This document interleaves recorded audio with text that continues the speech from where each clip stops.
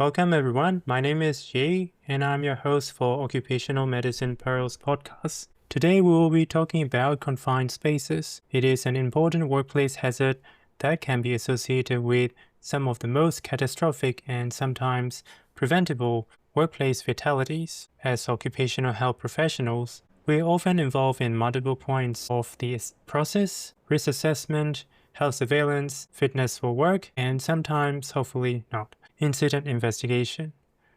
So this episode focused on understanding confined space, particularly drowning and engulfment risk, and how medical and safety perspectives intersect. Let's start.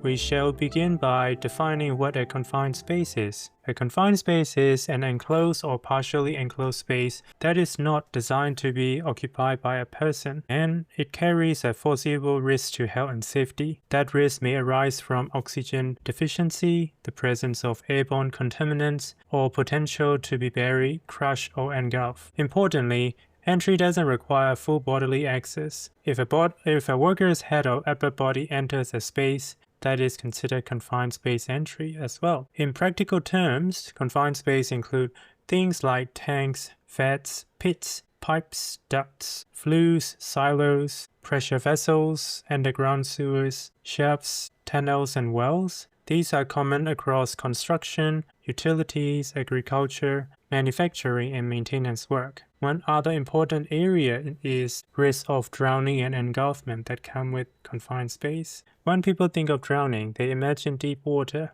but in confined spaces, drowning can occur in shallow liquid, sludge, or even rapidly flowing material. Drains, sumps, pits, siphons, and wet wells can fill unexpectedly. Grain silos, hoppers, and bins are particularly dangerous. Free-flowing solid like grain can behave almost like liquid, pulling a worker under in seconds. Crusted surface can collapse without warning, resulting in burial and asphyxiation. That sounds very scary. So let's talk more about hazards broadly. We use the similar classification, so starting with chemical hazards. Chemical hazards are among the most recognized that may encounter in confined spaces. Confined spaces can accumulate toxic gases, vapors, and fumes. Hydrogen sulfide is a classic example, particularly in sewer, pit, and tanks containing decomposing organic material. It's heavier than air, it settles at the bottom, it paralyzes the sense of smell, and it can cause rapid collapse and death. Solvent vapors are a second thing. They may accumulate from the paints, adhesive, cleaning agents, plastics, and resins. Welding, brazing, or thermocutting can generate metal fumes in a poorly ventilated space. Engine exhaust gases are another major hazard. So in the underground tunneling work, that is an important issue. Carbon monoxide exposure can be a fatal and lethal consequence if we are not careful about its removal. They can be released from forklifts, generators, or vehicles operating nearby. There are also naturally occurring gases to consider. Carbon dioxide can be released when acid groundwater react with limestone. Methane may accumulate from groundwater or organic decomposition. Neither is toxic in traditional sense, but both can displace oxygen, which we need to live. Which brings us to oxygen. Oxygen deficiency is defined as anything below 21%. This can occur through displacement by methane or nitrogen, purging with inert gases, oxidation processes such as rusting, combustion, or even oxygen absorption by materials like grain, wood chips, soil, or certain chemicals stored in silos. Workers can lose consciousness rapidly, often without warning. On the flip side, equally dangerous are oxygen-enriched atmosphere. Oxygen concentration above 23% significantly increase fire and explosion risk. This may occur due to decomposition of hydrogen peroxide or leaks from oxygen cylinders or oxyacetylene equipment. When there is too much oxygen, fire and explosion may follow through. So that is important to give attention. A confined space can certainly trap flammable gases, vapors, and mist and combustible dust. Once concentration approaches or exceeds 5% of the low explosive limit, ignition may result in devastating overpressure, burns, or structural collapse. That cover for chemical hazards. Now we move on to physical. Physical hazards extend beyond engulfment. There may be uncontrolled release of energy or substances, steam, water, gas, or solids through connected pipes or ducts. Mechanical hazards may include entanglement or crashing from the moving equipment. Electrical hazards with the lighting pumps and tools are used in damp or corrosive environment. Narrow spaces amplify heat stress, restricted movement, and limited escape. Slip, trips, and falls are more likely due to wet surfaces and awkward access. Noise can be intensified by sound reflection. Unless you are Tom Cruise, they can rupture your eardrum. Welding arcs and other radiation sources add further risk. That covers physical hazards. And after that, we move on to the third important one, biological. Biological hazards are particularly relevant in sewers, tanks, and areas with stagnant water or organic waste.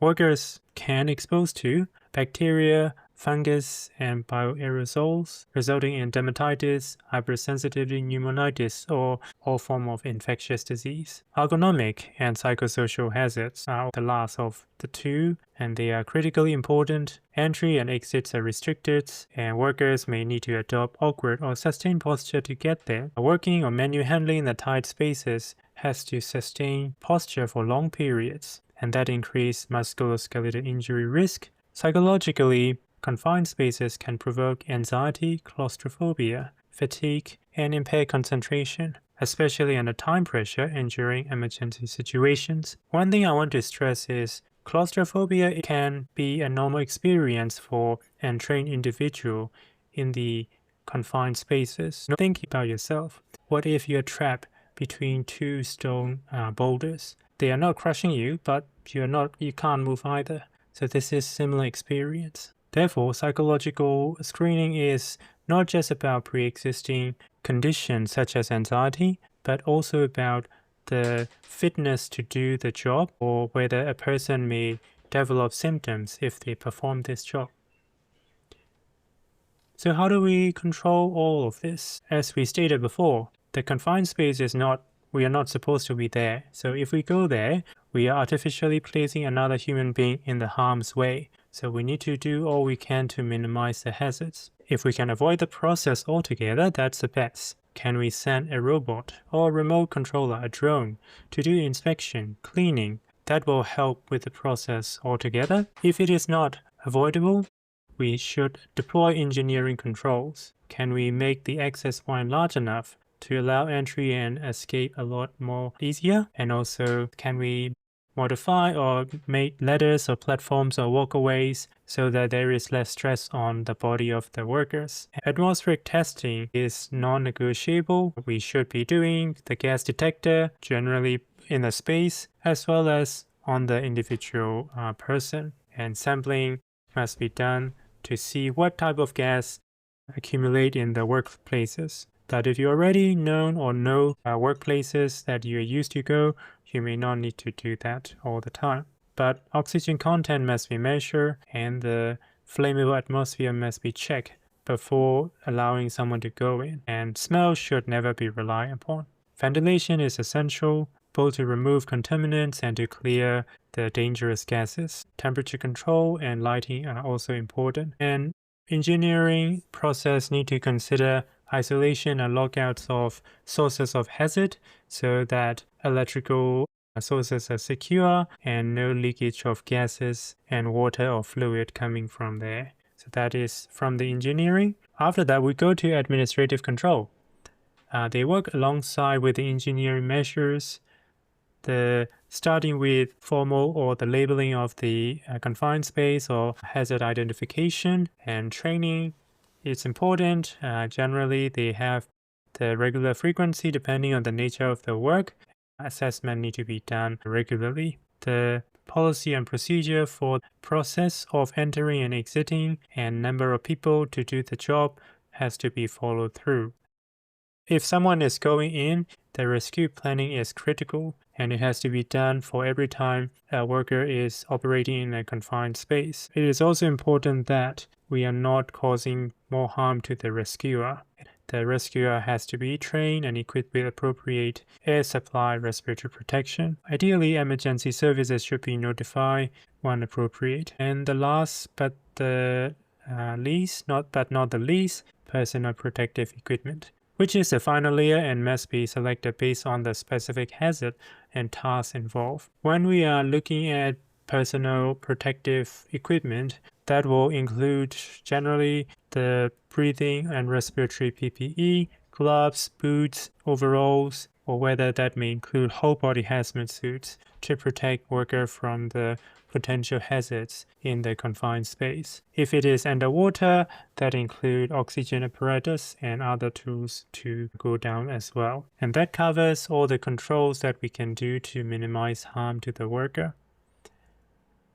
The next step is looking at medical assessment before someone is starting the confined space work. And it is one of the administrative control. Pre-placement or periodic medical assessment should focus on risks of sudden incapacitation and ability to tolerate heat and physical exertion while wearing PPE, and if the feasibility of the rescue. Psychological fitness, as I mentioned before, is also critically important. When we are looking at cardiovascular system, we should check blood pressure, cardiovascular risk factor, and ECG at least as a baseline. To check the respiratory system, physical examination, asking about history, and the baseline spirometry are useful. The musculoskeletal fitness test and cardiovascular fitness test should be performed as well. For workers operating in the poor lighting and narrow spaces, their sense of balance and their hearing, all their senses are important for survival. The last bit is psychological readiness. Claustrophobia, panic responses, and stress tolerance should be considered, especially in workers entering confined spaces with poor visibility, heavy PPE usage, and if they are doing physically demanding tasks. In summary, confined spaces are not just simply small spaces. They are high-risk work environment with multiple hazards. The control to minimize harm are very important. As occupational health professionals, our role is to understand these risks. We can contribute to robust risk assessment and ensure workers are genuinely fit so that they can do the job and come home without harm. That's all for today, and my name is Jay, and thanks for listening to the podcast. Until next time.